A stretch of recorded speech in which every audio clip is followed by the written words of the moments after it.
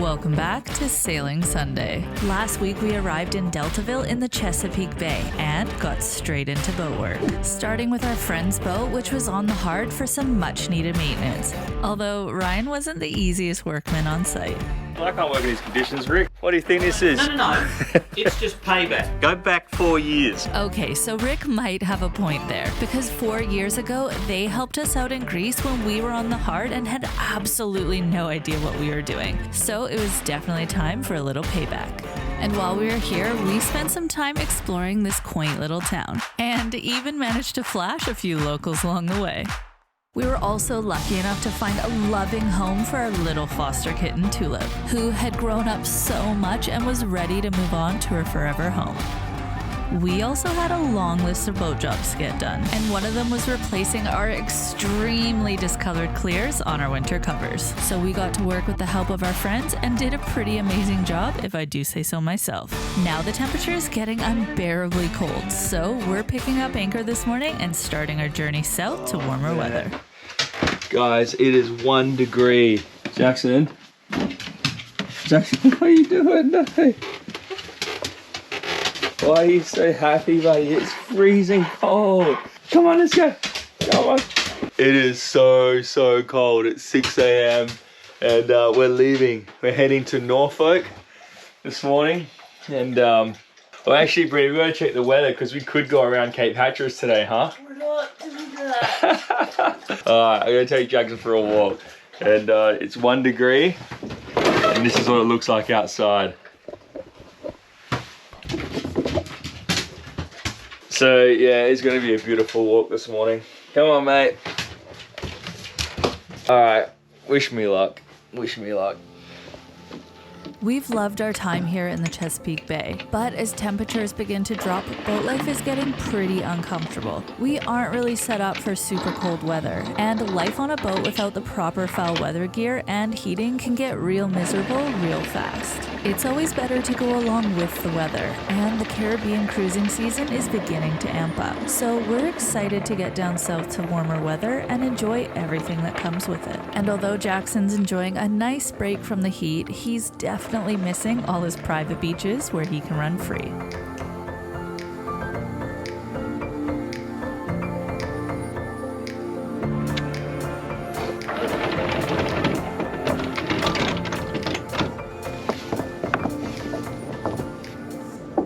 We're off, guys. Yeah. Oh, thank you. My hands are frozen. Hey, you want some too? All right, 7 o'clock. Taking Jackson for a walk. We threw the dinghy up quickly. Got the anchor up and we're out of here. Whew. I look like I'm pregnant at the moment. I'm not pregnant, I'm freezing. So I've got a hot water bottle under my jacket. Okay, let's go. This is why we're leaving, people. All right, let's go. See you later, guys. As you can see, it's really cold. So while Ryan was out on deck picking up the anchor, I was down below filling our hot water bottles, as well as making Ryan's coffee and cooking a warm breakfast to help keep us cozy as we got underway. Aside from all these little comforts, our cockpit enclosure has made a huge impact on our comfort here. So if cold weather cruising is something you're thinking about, it's definitely an upgrade to consider. All right, so the sun's come up now. Hey, buddy. Jackson's staring at me because Brittni's made... I'm talking to the camera. Huh? I'm talking to the camera. Oh. Jackson's staring at me because I'm sitting there eating bacon and eggs and sausage and tomatoes and toast. Thanks to Brittni. Sorry, mate. We're off. It's 1 degree. The sun's just come up, so it should start warming up now. Leaving the anchorage. We're gonna do like a weird little S-turn to get out of here because it's super shallow, but Brittni and I were just talking, we're saying, wow, that anchorage we're in was so protected. Look at Jackson. Is that what you want, buddy? Alright, the sun's right in my face here, but there's a marker somewhere around here I gotta go around, so I'm gonna put the camera down and find it. Keep heading out of this anchorage.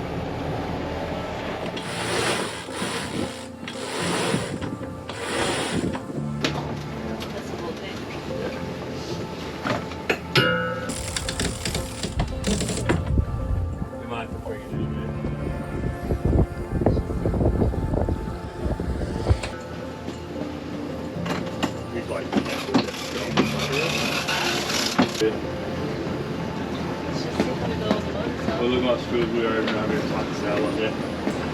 Okay, I'm going to turn in. Can you get the sails ready to bring the main sail in? I want to reef the main. We'll let the front sail, head sail flat for a bit. That'll be alright. So let's just put a reef in the main. Then we got one reef in the head sail, one reef in the main. And then you can see here that there's a gust of wind coming. Let's be quick because that wind's getting closer. It's going to hit us. Okay, ready?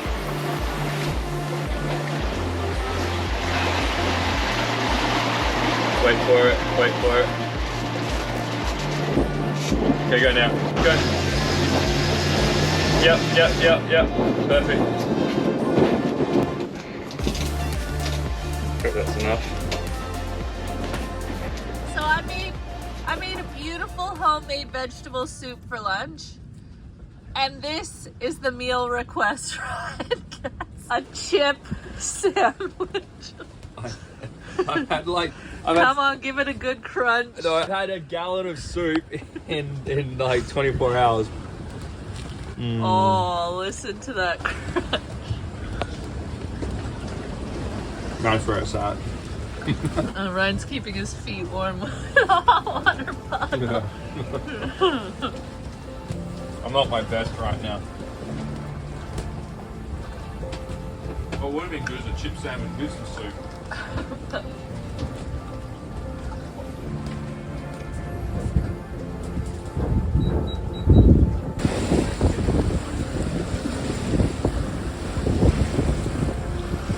How close is too close?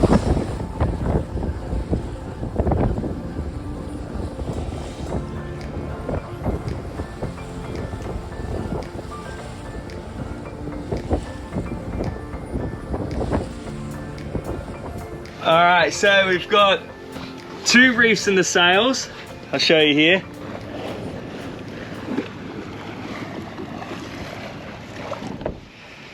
We're going down the ICW now into Norfolk. We're going to anchor at a place called Hospital Point, which is, I think, right in town. And we contacted some patrons of ours.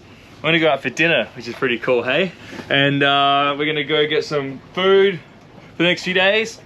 And yeah, that's it. Brittni's found her spot. I'm freezing. I'm trying to warm up under the sun. Like a lizard. Well guys, this is our home for the night. You ready, Brittni? So meet up our patrons, Shane and Shelley. Just the marina here. We just got in, the sun's going down, and we're gonna get a bite to eat and then head off again in the morning, I think. Okay, so we're here. We're in Norfolk. We've literally just dropped anchor. I jumped in and had a really hot shower, which was really nice. And I had the heater on and everything ready, so when I jumped out, I could like warm up straight away, because the problem is as soon as you jump out of the shower, it's like an igloo. We're just lucky enough that our patrons messaged us on Patreon and told us that they were in Norfolk and they knew we were heading that way, because we post updates in real time on our Patreon, or we at least try to. So we messaged them. We're gonna go out for dinner, which is really exciting. Then we're gonna come back, have a sleep, and continue on. So we just have to get the dinghy down. So let's go. We had an awesome dinner at the local restaurant and learned so much about the area from our patrons, who have been cruising the area for years and are also amping up for their very own sailing adventure. So thank you guys so much for a great night, and can't wait to catch you out here on the water. Good morning and welcome to Norfolk, Virginia. This morning we're starting our trek through the Intracoastal Waterways. The ICW, also known as the Intracoastal Waterway, is a winding network of inland waterways along the Atlantic and Gulf coasts of the U.S., starting from Texas all the way up to Massachusetts. It's going to be a really nice trip. The first leg of our trek down south to warmer weather, and we're very excited to get going. Okay, let's go.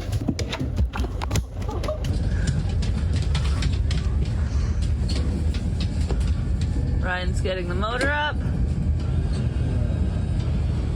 Beautiful cold morning. And we've got our first bridge to get under and a lock. Yeah, so it's very stressful today, guys, because if you don't know, we're actually kind of lucky, but we're not. We're borderline here, guys, because our mast is 62 feet high and the bridges here are 65 feet on the ICW, but our VHF antenna is 4 feet high, so totaling, we're about 66 feet. So we're gonna hit some bridges today. Don't say we're gonna hit some bridges. We're going to go under some bridges today. And we're gonna go under some bridges, but we're gonna hit them with our VHF antenna. So a little bit uncomfortable because I don't want to break the antenna, but we probably will. And then if the bridges are too low because of high water, the antenna will bend back far enough and break, but it'll also break our wind instrument up there because the antenna will hit it. So we're kind of like touching cloth here today, aren't we? Going under these bridges. But at the end of the day, it's just the VHF antenna can be replaced. The other day, I was up on the mast trying to take the VHF antenna down, but it was corroded and it was raining and it was bloody -1 degree, so I couldn't actually undo it properly. And right now we're sitting here and it's 2 degrees, so it's bloody freezing. So we're just gonna risk the antenna today and tomorrow and the next day. All right, let's do this.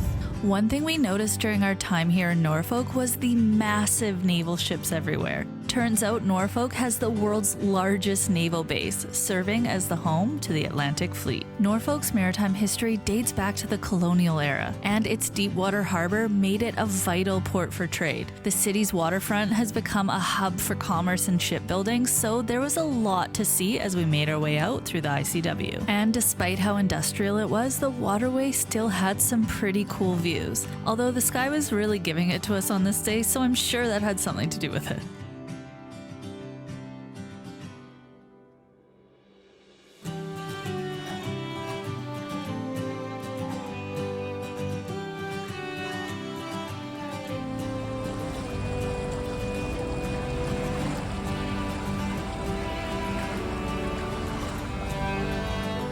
It didn't take us long before we arrived at our first drawbridge, which raised on a schedule but was delayed and already had a few boats waiting in line to make their way through. Luckily, it was a super calm day, so it was easy enough to just float in place and wait for the call from the bridge operator that it was time to pass through. And in the meantime, we were happy to just hang around.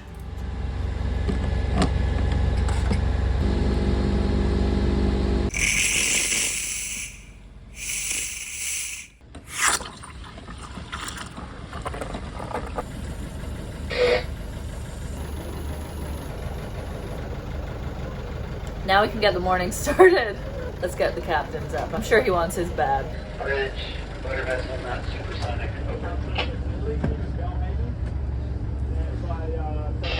Just chatting with the other boats while we wait for the bridge. Capitan! Oh, we'll see you guys the other day, Whoa. Oh, thank you.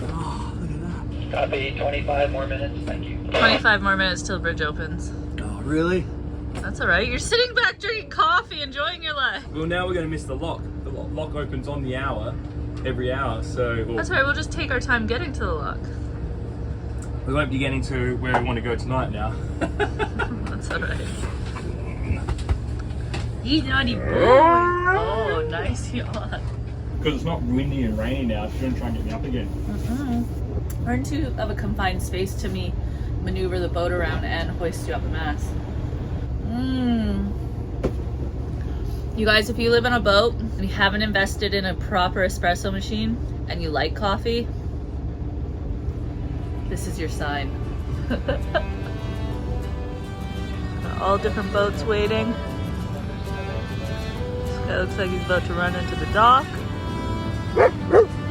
Come here. Jackson, come. You naughty boy, there's no dolphins, you ding dong. That's what he thinks we're getting excited about. But it wasn't dolphins we were getting excited about. It was the radio call to let us know that the bridge was opening. So we got in line and began to make our way through. This was our first low bridge for the day, as the others up until now had more than enough clearance for us to pass under. It was definitely a cool experience radioing through to the bridge operator, who asked for our boat name and home port as we passed through. It was also really sweet to hear each vessel thank the bridge for opening, showing respect to the people who make transiting these waters possible. Gilmerton Bridge, this is sailing vessel Sunday. Thank you very much, have a great day. That's a 35-foot bridge we just went under, but they raise it up to like over 90 feet, which is obviously really easy and not very scary to go under. So the next bridge we're about to go under, Jackson, you're taking my Oh, man. There we go. So this next bridge is the first of many fixed bridges we're gonna go under, and these are the ones that we're a bit nervous about. So they're supposed to be 65 feet. So chances are our aerial's gonna touch. But there's another boat over here that's 61 foot, so... But they took their aerial down. We weren't able to do that. We should let them go first, Ryan. Yeah, I know. Yeah? So this is the highway, like I-64 bridge. So this one does open up for us, but it's 65 feet closed. And if we can't get under this one at 65 feet, then we won't be able to continue down the ICW. So we're just gonna, this is our test bridge.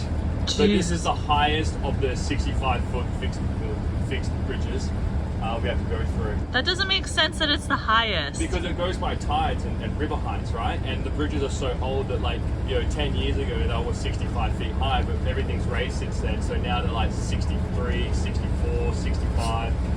So a lot of the newer bridges will be like 65 foot of high tide. And, most of the time they're like 66, 67. This one is 65, but it can be like 64. Jesus. So I'm predicting we're going to hit our area on this one, but we are coming into low tide right now, so this should be about maybe 66 foot. I don't know. But if this catamaran gets under it, I reckon his mast is going to be similar to ours. He looks like he's got tons of room.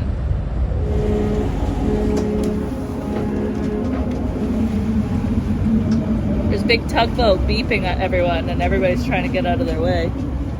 Didn't see him coming. Neither did the catamaran. Did you see the catamaran just did a like 90-degree freak out turn? Yeah, well, the catamaran was in front of me, so I didn't see anything. So he clearly has right away. Sorry. These waters are like a highway for all types of vessels, from cargo ships to commercial vessels, fishing, military, motorboats, and of course, sailors like us. So there's bound to be a traffic jam once in a while.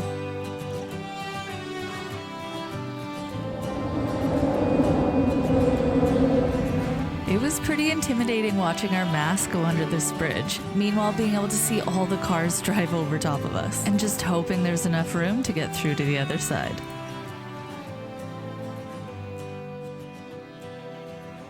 So I'm reading old reports, and there was one report there saying that there was tons of room at 75 feet, but everyone else was saying it's 65 feet. But back in 2021 or something, they built a new bridge. So what I'm thinking is that I got mixed up. They built a new bridge, and then they probably raised that bridge, and now one set of traffic goes one way, the other goes the other way. But yeah, that was not 65 feet. That was a lot higher, right? We passed so many fishermen just cruising around and making the most of the sunny day out here on the water. Generations of fishing enthusiasts who have probably lived in the area their entire lives and treat the ICW as their second home. At this point, we had the pedal to the metal in hopes of catching the next lock, which opened on the hour. That one can go on the back here, and that one can be on the front. We're going to do it ourselves. Despite the delay at our first bridge, we managed to sneak into the lock just in time. One thing with the ICW, timing is everything. Whether it's scheduled bridge openings, tides, currents, or where you're gonna end up for the night. All these things you have to consider as you plan your transit each day. And it's always good to have a backup plan in case you have any delays. All right, so we've got our lines set up, and we've actually radioed with the lock, and they said they've got 15 more minutes before they'll close. And we can see it in front of us, so I think we're good. And this will be our first time ever going into a lock. This is going to be interesting, so stay tuned. Luckily, we were able to radio through to the lock to ensure that they knew we were on our way. But they keep to a pretty strict schedule, so had we not made it, we would have had to wait around for the next opening. As you can see, Jackson's very excited. He's like, what's going on? Shit, I have to get... He's going crazy. Ryan's gonna take Jackson for a quick walk.